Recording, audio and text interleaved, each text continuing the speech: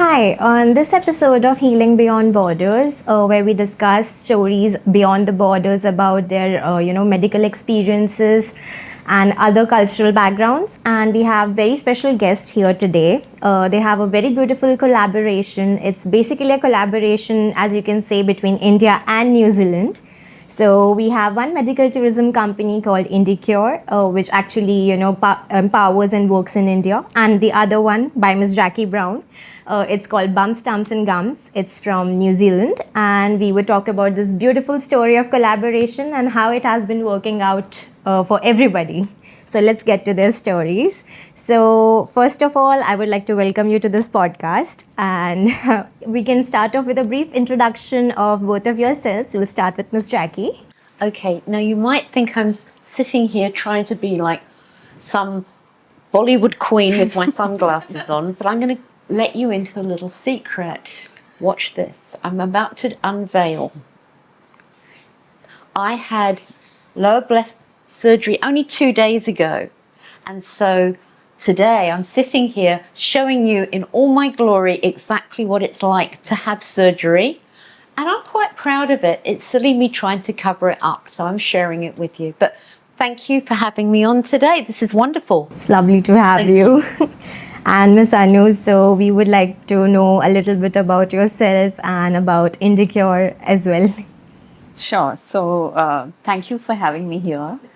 And I come from a very clinical and background. I've done my master's in hospital administration and graduation in human biology from AIMS. And then I saw a big gap, when patients from overseas travel to India, though there's a lot of expertise available with the best of surgeons, there was a huge gap. They were sort of lost when they come here. And so we started Indicure to bridge that clinical gap. We thought that the surgeon's expertise alone is not enough. They need a holding hand, somebody who can guide them. And that is how we started Indicure. That's lovely. And for you, Miss Jackie, how did Bums, Tums and Gums? I mean, the name itself is very catchy. I know. So for many, many years, I've been in the travel industry. So I started when I was about 18 years old. So we're talking a long time ago because I'm now 70. So I started way back working as a travel agent in the UK, traveled all over the world, worked in Malaysia, I've lived overseas. And then 30 years ago, I came to live in New Zealand and I opened a travel agency. And then I started teaching travel and tourism, and I started teaching on the degree and the postgrad. But 17 years ago, I saw there was a gap in our market. People always thought surgery was for those rich and famous, and I realized it wasn't. So I started doing medical tourism 17 years ago, and then I used to take, well, I still do, I take people to Mexico. And one of my clients that went to Mexico for bariatric surgery, a few months later, she rang and she said, Jackie, I want to go to India. Now, I'd already just come back from India. I did 3 weeks researching. And then Claire said, and Claire is a nurse in New Zealand, she said, look, I want to have a hip replacement. So would you come with me? And I said, look, I'd love to come with you, but certain conditions, I want to come with you and learn about it by your side. I want to see how it unrolls and unfolds and how everything happens. And after that 2.5 weeks, I went back to New Zealand and I thought, I found what I want. I mean, for many years I've been dealing in Mexico, Thailand, but I felt at home. And when I met Anu here, I just thought, this is somebody I trust, because it's the industry that you can't just throw it open. You've got to have something deep inside that resonates. And I think meeting you and your team, it resonated. And because we are creatures of emotion, so people buy through emotion. And I feel comfortable. I mean, look, I'm sitting here in bright lights with eyes like this, and I still feel comfortable.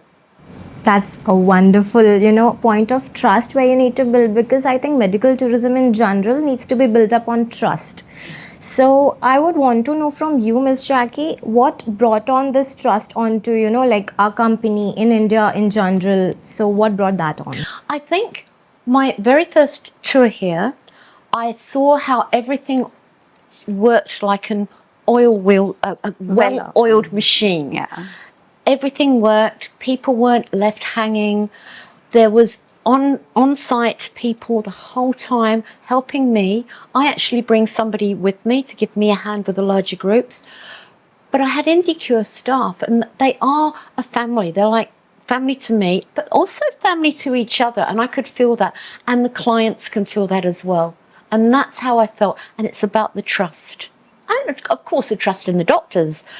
But it trickles down to the people that are helping our people through.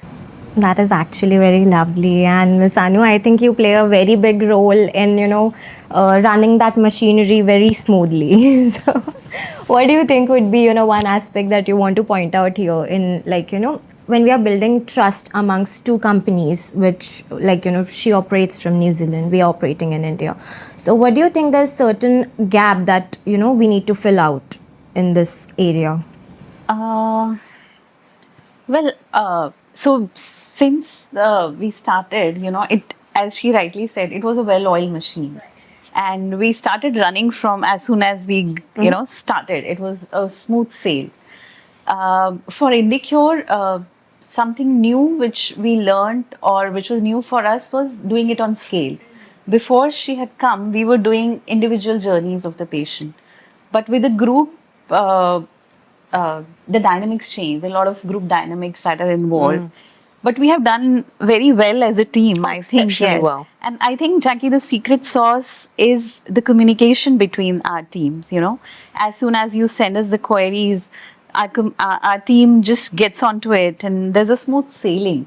And the handover of patients from New Zealand to India is completely seamless. I think so too. Yeah. There's a continuity, because I think our journey starts way before the client gets here. Absolutely. Way before. So once they first make that inquiry, and then of course I follow up, they get handouts every week.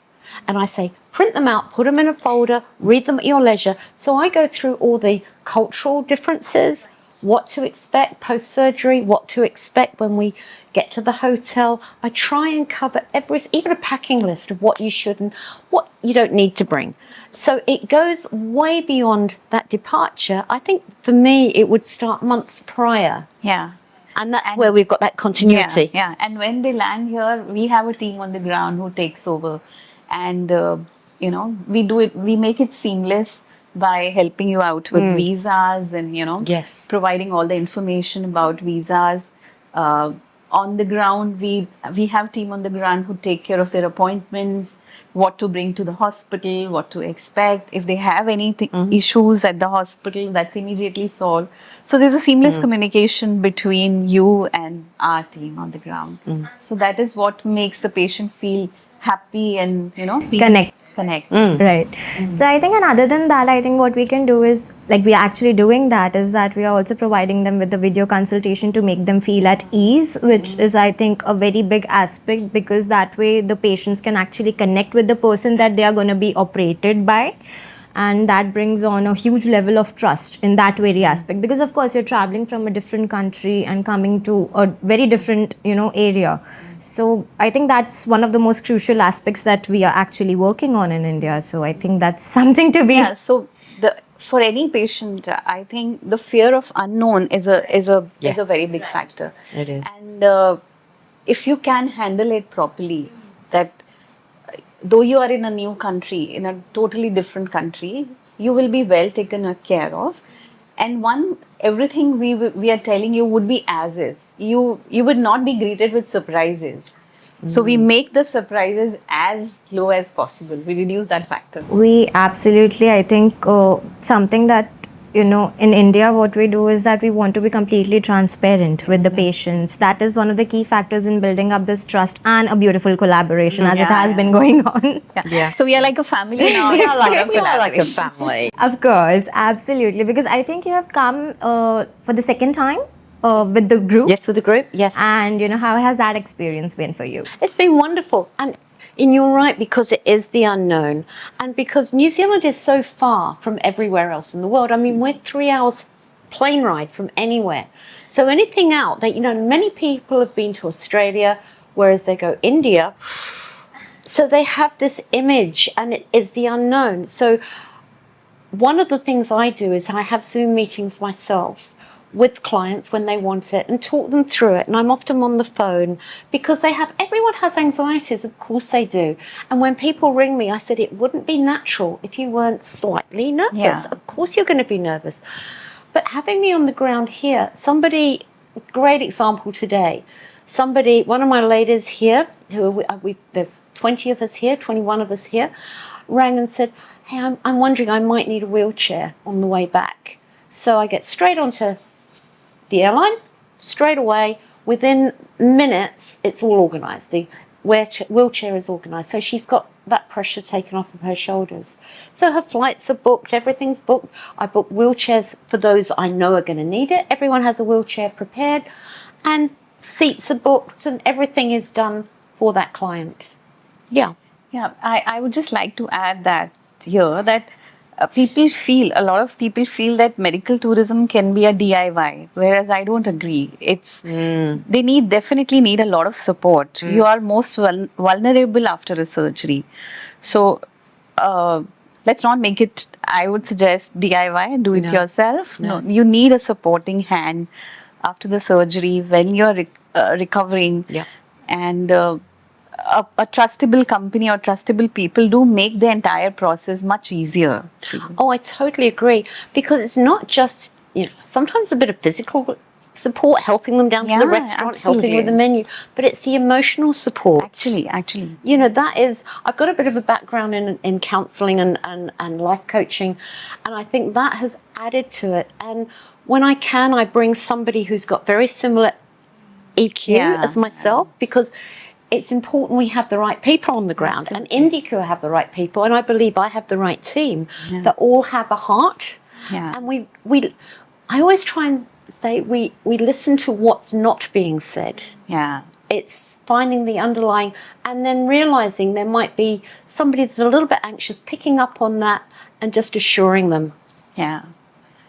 I think it's a very beautiful, said collaboration, or a family as now we have become. Yeah.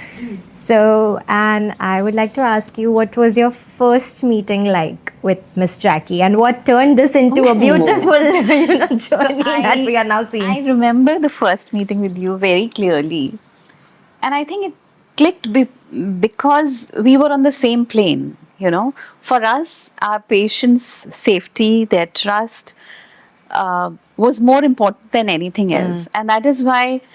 And your energy, your enthusiasm is infectious. And but yeah, what clicked instantly was that my clients, my patients come first rather than anything else. And because that wavelength matched, we could instantaneously, get things going, and there's been no looking back. No, that's lovely. I think it's about the passion. Yeah. The passion is the most important thing that yes, I am high energy. I know I am. I don't slow down. But that works because I know when to slow down, and I know when to give that person that time. And other times it's like, come on, ladies, and gentlemen, we're going shopping. Yeah. Come on down to a restaurant. We're all going to eat together. So there is that lovely mix that goes on. I think the energy that you bring into the environment in general is, I think, which actually makes us more enthusiastic about things as well. Like even with of course, handling a group of patients is no joke. Yeah. Actually, it's no joke. It's really no joke. So like with the enthusiasm that you have brought onto us as well, like it has infectiously spread, like Ms. Anu said that rightly. So I think that's one of the aspects that make us also work in a manner that of course we would like to bring in that sort of warmth and care to them. So I think that's something which is quite wonderful. And for you, Ms. Jackie, what was your first meet like with Ms. Anu? It was fabulous, and like you said, we were just straight away on the same page, because you can judge and you can gauge people's feelings. And I knew I was working with the right team. And, I have a Claire comes and helps me. She was my very first person that came here. She was a nurse. She came here. I now bring her on the trips as well. We have other people that come with us during the year. But my first meeting was, I just felt comfortable. I felt like I'd come home, and you don't always get that. You know, working overseas, you don't always get that. I was a tour guide for many, many years, and I've been in the travel industry for many years. And you're not going to feel comfortable with everyone you meet, but I did here. And I can say that with my full heart. That's amazing. And so what is something, like you have brought on patients in the past as well. This is the second trip and we are looking ahead another trip, middle of this year. So what has the feedback from the patients been like? Or like what is the experience in general that they have, I'm sure they must have faced certain challenges because there's a, certain amount of cultural difference, certain amount of things that work differently in India than in New Zealand. So what were some challenges or a feedback that they had regarding this? I think every journey is going to have its challenge. And I think one of the aspects of this, my job is to try and remove the sting, if there is one. And yes, of course, there's always going to be challenges. And it could be that, for example, New Zealand quite structured, boom, boom, boom, boom.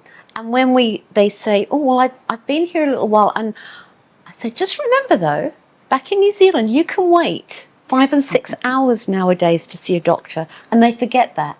And the other night I was reminding them, just to say that you elected to come here. That sounds really harsh, but I said it in a nice way. I said, it was nice that we have these choices in our lives, that you've chosen to come to India for your surgery, because sometimes you can go down a rabbit hole. You've had your surgery and then everything's a little bit overwhelming, but they always rise up at the end. And it's, before I even go away, I always say to all the group, you're going to love me now. You're going to love me before surgery. The day after surgery, not so much. Suddenly, I'm not your best friend. A few days later, you like me a little bit more. And by the time we're going home, I'm your best friend again. And we'll be friends forever. So it's just those, you go with the roles, basically. I think the best thing that is being done from both the sides is setting the expectations right.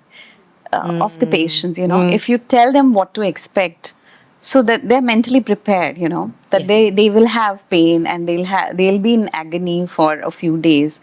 So, and if you tell them that there's Indian system of, timing, which is not as per how New Zealand goes. So they when you have set the expectations right, I think people are lovely. They understand that medical system can be a little up and down, but of course. And it is in New Zealand, they can be waiting years just for some surgery. And I was talking to a lady just recently on the phone who has been accepted on the public health system back in New Zealand. And yet her GP has said, I'm really disappointed you're not going to India. I think you're going to get better health system up there for your surgery. And so she's actually coming in June. Oh, wow. Because she's decided and spoken to other clients. And that's something else. I'm always happy to connect one client with another client that's been, so they can talk about their experience. So I actually think we're going to start getting our medical practitioners seeing it in a different light as it evolves. Because it is early days, but it's evolving. No, I was talking to Claire last night, and she was telling me about her experience of knee replacement back in New Zealand, vis-a-vis both hip replacements in India. And she said that categorically, that there's a huge difference. She was in pain for many, many days after knee replacement. And here she was walking like straight away, within a days. Within days. And because we do a robotic surgery, and the surgeons are much more experienced. They are doing the surgery day in and day out because of the number of people that we have, because of the population. They are so experienced. So more and more people are witnessing the difference between the surgery back in New Zealand and in India. And they're realizing that, it makes sense to come to India for the surgery. And I think to mention, one thing I didn't mention there is how much respect our Kiwi clients have for your surgeons. They all say they are the most beautifully mannered, well spoken, they explain everything, and they give them time. They're not just rushed through, they're given time, and they really enjoy the company and speaking to the surgeons. And when they come down here, we sort of cocoon them, you know. I know Mumbai in India is a lot of chaos, but when they feel cocooned right from the airport till the time they go back, they feel safe, they feel wanted, they feel, you know, they're being well taken care of. So that adds on to that entire experience. You know, they come scared and a little fearful, but when they're going back, they are going happy with the medical adventure. I had 2 people at dinner last night said, "Do you know what? I wouldn't mind if we got delayed here for months and months." And I said, "Really? Because we're going back on Monday." "No, I'd be quite happy to stay here for 6 months." They're saying. So, which is really proof is in the pudding when they say things like that. Absolutely. And that helps, that keeps us motivated to do some better work. So we do not want to sell procedures. We want to sell experience. We want them to see more of India, experience what India has to offer. And it's totally different. It is. It's beautiful, actually. And I think, there are misconceptions in, people's mind outside of India that, it's still a developing country. So there are some sort of myths that, they're outspread. Like, we have seen patients in the past who have come up and said, "Oh my God, people knew English all along and we were so surprised by that." And that, I think that was the most surprising thing that we have heard. But other than that, regarding the healthcare infrastructure and the facilities that we have, what are some myths that you would like to burst for those people? Well, when we started, or in fact, today, till date, the biggest problem or the biggest obstacle that we face is the stigma around or fear around traveling to India. Of course, there's no denying that India is a developing country. We are a work in progress, and it'll take a while before we actually get there, become a developed nation, become a rich nation. There's no denying the fact. But if you look at healthcare, I think we are far advanced than a lot of developed countries in the world. I would not like to name, but we are definitely much better than a lot of developed countries. And a lot of people have come here and said that, we feel that we are a third world country back home while they're staying in a developed country. Because we are using the most advanced technology, be it robotic surgeries for cardiac, for urology, gynecology, robotic joint replacements. We are doing proton therapy, card cell therapy, the best. And now we are using AI for diagnostics. So we've got the best of the technology in the world. Our hospitals are accredited, like JCI accredited, NABH accredited, which means the quality, the infrastructure, the hygiene, everything is at par with the US or with the best in the world. Our surgeons are so experienced, they see many, many more number of patients every day than the doctors in developed countries they see in years. Absolutely. So they have that kind of experience. So I would just like to say on this platform that if you do your research thoroughly, if you find the right people who can get you to India, India is the best place to be for the medical travel, for your treatment.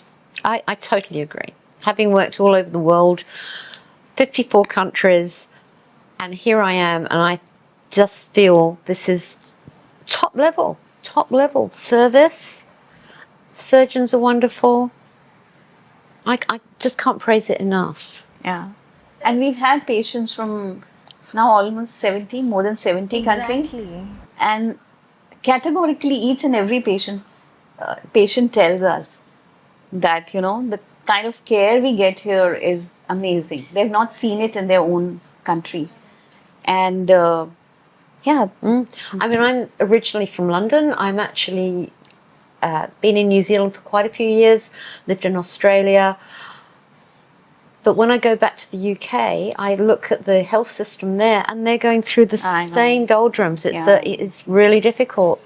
So, I mean, I think if anyone is watching this from overseas, I mean, I'm from the UK, and I would definitely come here for my surgery if anything I needed. And we're not only talking orthopedic and all that. Look at the eyes. Facelifts, dental. I had my dental done here. Really affordable. Tummy tucks, breast reductions, you name it, we can do it.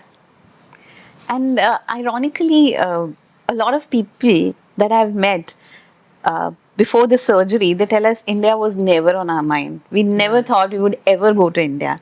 But after the surgery, there's a dramatic shift in their attitude, you know. They say, my God, I love India. I want to come back. They do. They do. Most of the people tell me that, you know. And I think that's right. So many people, I think it's going to increase your tourism as well. Yeah. Because people definitely want to come back. I've got a lady on this trip who came for a facelift. And when I say eye surgery, she had the reflective lens surgery. She's already booking to come back to get her dental done. She said, I'd never have thought of it before because I met her somewhere and she said, I never thought of India till I spoke to you. Yeah. And now you can see how it will multiply in time. Yeah, absolutely.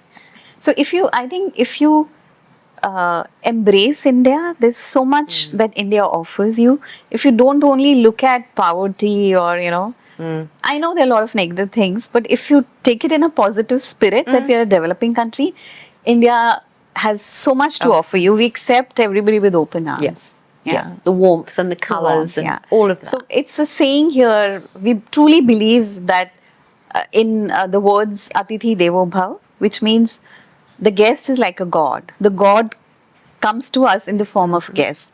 And we really want to, you know, truly live up to that. And you do. Saying. Yes. And you do. Thank you. That's absolutely lovely. I was actually going to ask you a question as to, you know, you have traveled to so many countries. I think 54 is, as you've mentioned. What are certain differences that you have seen in those countries as compared to the ones, you know, like you're facing right now in India? Like, you've taken people to Mexico, Thailand, and... Yeah, that's a really good question because people will often say, what's your favourite country? And of course, we all have different levels of favourites, you know. And as a tour guide for many, many years, there's always those areas like, you know, we always say, oh, I love Italy, I love France. The differences I feel here is the people. It's the people. It's the good manners. It's the good, the respectfulness. For many years, I've taught tourism, and majority of my students on the higher level education actually were Indian.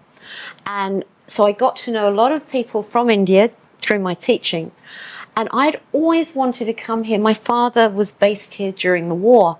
And it's always, I remember growing up looking at photographs of India when I was young, and it's always been on my bucket list. So one of the differences is here I feel quite complete. Really complete. Some countries you can go to and you're always the tourist. Whereas here I see it through a completely different lens. I feel very comfortable. I have no fears. I am an adventurer and I will walk. One day I walked for 15 Ks, no hassles, never a problem. And I have my Google Maps and I walk around and I've always felt a lot more secure than in some countries overseas where you wouldn't go out late at night. Here I would, because at night is where you come alive. Yeah. I'm normally in bed at 9 o'clock. And last night I went to a mall and I just saw the magic of all the people, and it was late at night, whereas I'm normally tucked up in bed. That is what I see the difference, and it is a magic, real magic in the air, actually. Yeah. I think that is something that we can take as a positive note. I mean, to other countries as well, like, you know, who say that, you know, it's not safe to go out late at night, or, you know, not to have, you know, a certain amount of fun when, of course, in Mumbai, the night is, you know, the one place where you actually come alive and, you know, you see all the beautiful aspects, the beautiful lightings, and people come out in a more lively mood than ever. So I think that's something to indulge in and enjoy. Because in New Zealand, anyone from New Zealand watching this, you all know we close up at 5:30. And I noticed when I was guiding from the cruise ships, they were saying, well, where is everything? I said, no, it's all the shops are closed. Yeah. So here, it's magical to be able to say, come on, we're going out to the shops. It's 8 o'clock at night, 9 o'clock at night. So Mumbai is a city that never sleeps. Never sleeps. And I got the same culture shock when I was in New Zealand. My God, 6 o'clock, nothing was open. Nothing was open. Yeah. I think So for that's- us, it's the opposite, whenever we travel outside of India. I think for us, it's like, because, 8 o'clock is like, oh my God, the night has just started to come up and, alive. Why are things shutting down at such an hour? Well, I'm Yeah. just I'm going, I might watch a bit of Coronation Street, which is one of our TV, and then I'm going to go to bed. So I'm in bed by 9. We're not here. There's just so much going on. Even just walking around in the evening is safe, really safe. Yeah, so Mumbai is a very safe city, one of the safest in the world. And a lot of women have this apprehension that when they travel to Mumbai, you will be ogled at, you will not feel safe. But you've been coming here. Yeah, I mean, I've done some touring around India, and I've always felt safe. I think the one aspect you were talking about, one of the things I have found, which is quite funny, is because European, I'm tall, I'm blonde. Everyone wants their photo taken. So you have photos with mum, photos with auntie, photos holding baby, baby and auntie. And it can take me an hour to get out of somewhere. My husband's a photographer. And when we were traveling, he just said, gosh, we have to give you an hour just to get out because everyone wants their photo taken, which is quite lovely. So my face is probably all over India. I think you probably are camera's favorite. Oh, not with these eyes. When I come back in June and I'm looking glam and fabulous, you can do this again. We can surely do that. Yeah. Yeah. So, coming back to the business aspect of the things, so what are certain challenges that both of you have faced while building your business? I mean, your business has been around for more than 15 years in the country. So, what are certain challenges, or and how did you plan to overcome them? Because I knew that COVID was a time frame where everything was at hold, like it was completely ceased. So that must be a really prominent thing to overcome. Yeah. COVID definitely disrupted the entire travel industry. We took it in our stride. That was a learning phase. We reinvented ourselves. We redid our website. We redid our processes. We thought what was missing pre-COVID, now we will plug those challenges and we rebuild ourselves. As I said previously, the biggest challenge we still face is the people's perception about India. And I would like to say that again, that India is a very safe country. And if you choose the right service provider, you get the best of medical care, the elite services at not so elite prices. That's what India has Very to true. offer. Yes. And companies like us who always put the patient's interest first, if you come with us, or if you choose the right provider, do your research and come with an open mind, India is going to be a great adventure. Yeah, definitely. You just got to get out of the tourist lens and have the lens of health experience. Yeah. And the welcoming feel we get. It's like having a huge hug when we come here. It really is. Something I think, of course, COVID was a big setback, I think, even for you, because I think you were working as a tour guide before Bumps, Tums and Gums. So what were the challenges that you faced around that point of time? I was very lucky during COVID because I'd been teaching, had my own travel agency. Yes, the travel industry died. And I was very fortunate. I was approached and I started running courses for disempowered women who had been disempowered in New Zealand, women who had lost their jobs, lost their confidence. And so during COVID was actually a moment where not only did I look at what I wanted to do with my goals, but also it was an opportunity for me to get out into New Zealand and work with those people that were struggling. So during that time, I met lots of women around New Zealand, and it was a challenging time for everybody. But like you, it gave me that time to start recognizing where I wanted to take this. And that's when I thought the travel industry, and like I say, I've been in it since leaving school, working for airlines and training and all of that. I realized that the industry was never going to be like it used to be. And so I had to diversify. And because I'd already been doing trips to Thailand and Mexico, it gave me that time to think, where else can I develop this? Which is why I did a lot of research and came up to India. And so the challenge, though, you're right, is that the rolling of the eyes. You go to where? India? And I have a lot of photographs, and I talk to people and tell them my experience. And I think my biggest challenge is finding people like Anna's very lucky. She's got a fantastic team, a really good crew. For me, I'm building up my crew because it's very hard to find like-minded people. Yeah. And I've got like-minded people now. I've got people who are coming up here with me. Claire, I've got Hope coming up. I've got people coming up who have got my back and I've got their back. And it's very hard to find those people with that similar outlook on things. Absolutely. And have that same warmth for the clients. And it's not only a business. Healthcare is not a business. No. You have to put yourselves in your client's shoes. Yes. Have that empathy towards, somebody who's traveled miles across the world, and he's come here for a surgery, not for a trip, you know. And you're right. I do remind them that. I say sometimes you've got to remember we're here. Remember the end game. We're here for the surgery. The holiday aspect is lovely. Yeah. And having those odd trips to the market is fabulous. But you've got to keep that focus on why you came. You're absolutely right there. I think, you being a CEO of a particular company and also traveling with the clients that you're dealing with, I think that's something which is very different. And I think, it's something that makes you bond with your patients or your clients in that matter. And I think that gives them a sense of belonging. Like, okay, she's there. We can fall back onto her. Absolutely. And it could be the little things like, can you do up my bra? Or can you help me with this, my shoes, because I've had a time. And it's the little things you don't actually think about before you come away. And it can just be listening, sitting by the bed and listening to their story, their journey. And I don't even have to say anything. It's just listening to people. And sometimes that's all they need. To be heard. So for physical and medical support, there are surgeons, there are nurses, there are support staff. But to vent out your feelings, the emotional support, I think that's very, very important. And that aids in recovery, that makes the recovery process easier. If you're all alone, focusing completely on, I have a pain this, there and there. Yeah. So that is where we bridge that gap, So I think, you're right. Attitude is really huge as well.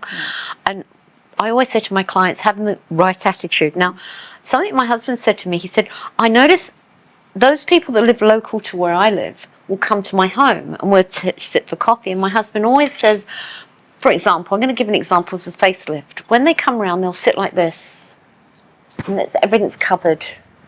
And he said, and then, because I keep up seeing them when I get back, and he said, and then they come round after surgery and it's like, hi, look at this. It is because they've gone with a poor me and they come out looking great. But I always say the attitude makes a difference. If you're going to go with a not a victim mentality, but the poor me mentality, I believe it slows down healing. Whereas you can go, I can do this.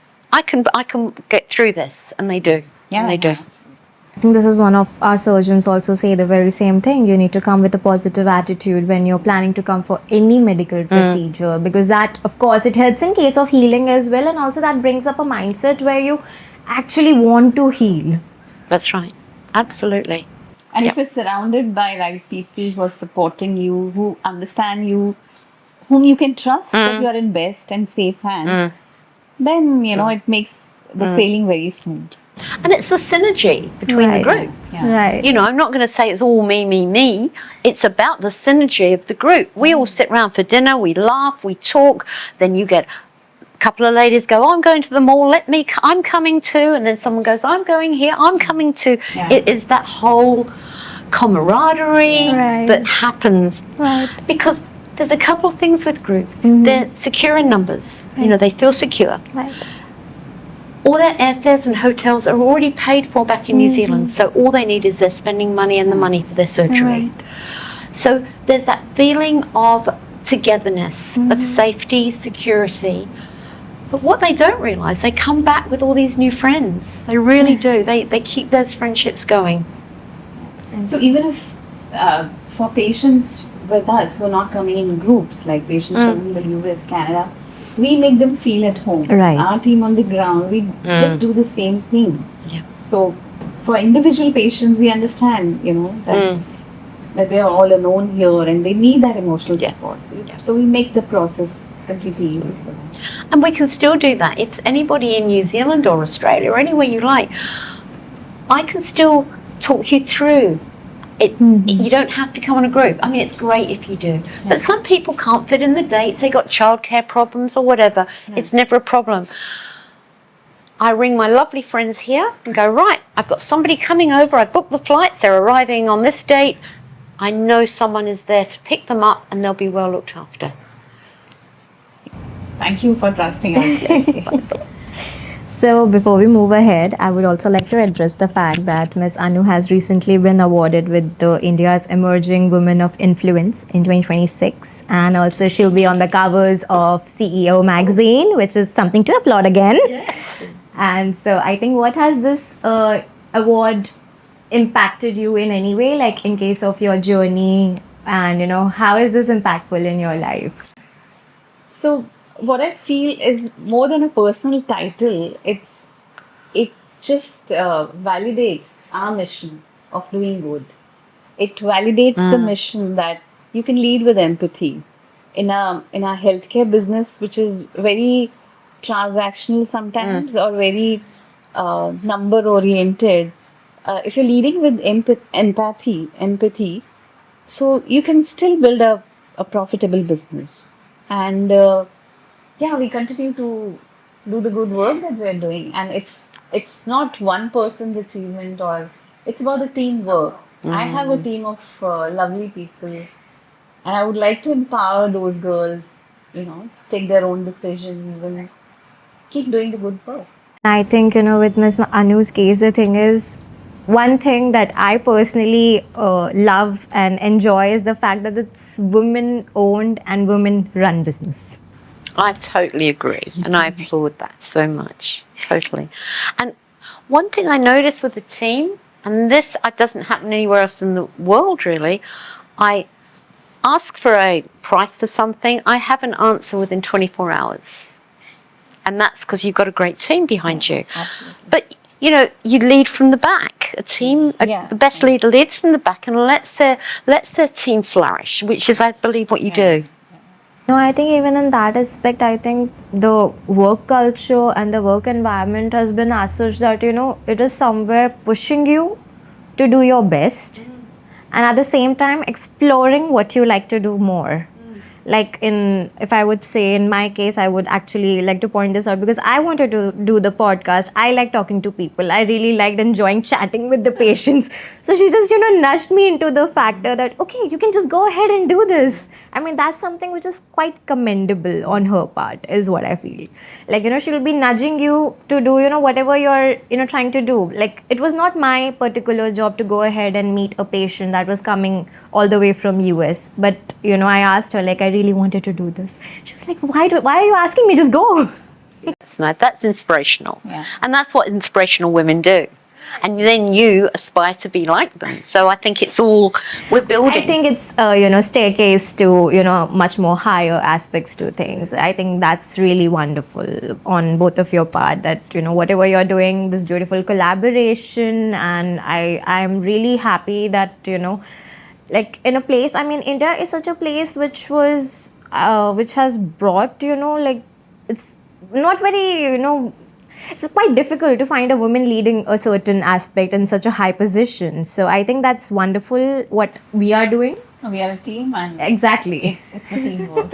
And we're a sisterhood. Absolutely. So anybody hesitant, coming back to the topic again. So anybody who is hesitant abroad in getting their treatments done in India, what would be something that you would like to say to them? I would just like to say, do your research. Do your research thoroughly. Ask other patients who've been here. Talk to them. Look at their videos. Get their email IDs. Get their phone numbers. Talk to them. Understand what they had gone through. And do the research about the surgeons, about the hospitals, about the the company you're traveling with, and do not just rush into the procedure. A thorough research always helps you. Yeah, and come with an open mind that even if India is a developing country, there's so much to offer. It can surprise them. Yeah, so if India is on the world map because of software exports, now we are on a mission to put India on a world map, saying that healthcare is also as good It as should be. I think it our should IT be. is. And for you, I what think would be it's something? feel the fear and do it anyway. Break through that belief and know that you're in the best hands. And I think with New Zealand's ties with India, I believe that within the next 3 years, there's going to be a lot more flights coming through to India with the free trade agreement, things like that. So it's going to open up a brand new world. So I think, we all have fears, but if you trust in me, I'll be there by your side. I'll be at your back the whole time. So how would you want to term this collaboration in a single word? Oh, in a single word. I'll put you in a One- pickle there. Me in a single word? I don't think I've ever done Let's a single move ahead word. with the paragraph then. What would I say about this? I would say it's a collaboration of minds and of hearts. 3 words. Yeah.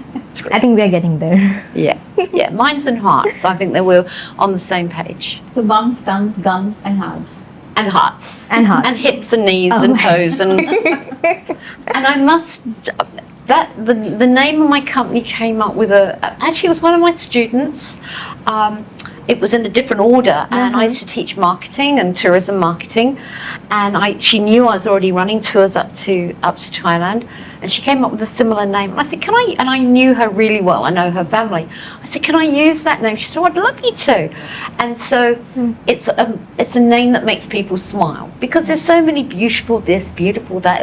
It's all about your bums, your tums, your gums, and everything in between. Yeah. Right. And my humour is my strongest characteristic, I think, and that follows through. I think that's beautiful, and I think we will sum this up now. Thank It was lovely speaking to these ladies over here today, and you can stay tuned for another episodes, and we'll be back with more stories and fun conversations with people from beyond borders. Thank you so much for tuning in. Thank you. Thank you. Thank you.